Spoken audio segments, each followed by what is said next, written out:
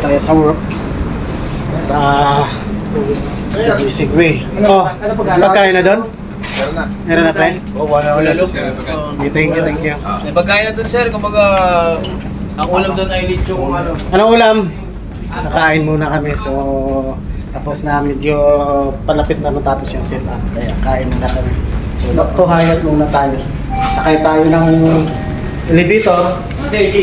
Ayan, ano nag-uusulan ano? Hello, Frank. Hello. Shout out sa inyo. Ayan, shout out muna kayo. Sa mga kababayan natin dyan sa lugar ng shout. Ayun, Shout out sa mga kababayan namin. Mga Pilipino. Sa ating mga kasama sa trabaho. Mga Pilipino, parang sa ibang bansa ka. Lahat ng mga kababayan, yung mga Sa Pilipino. elevator tayo. So, kain muna tayo. Tara. May midnight na daw.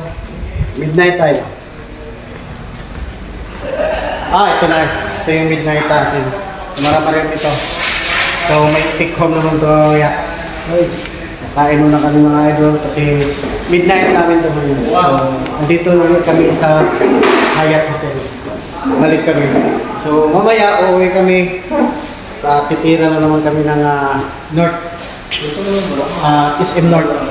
Para sa pagpasok ng tawag ito.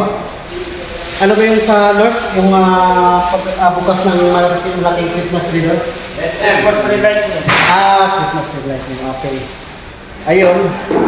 Bitado kayo lahat. Medyo kulang-kulang sa tulog. Pero kailangan, alam nyo na. Diba? Bitado kayo lahat sa kapit. Ito, so kain tayo mga idol. Maraming mga pagkain dyan. May tubig, may sarili kami ng tubig. Yan yung mga nagpapakain sa aming production. Anong ulam? Wok, chicken. Adobong chicken. Adobo. Manok sa chicken. Okay, adobong chicken. Ayan. Adobong chicken tsaka manok.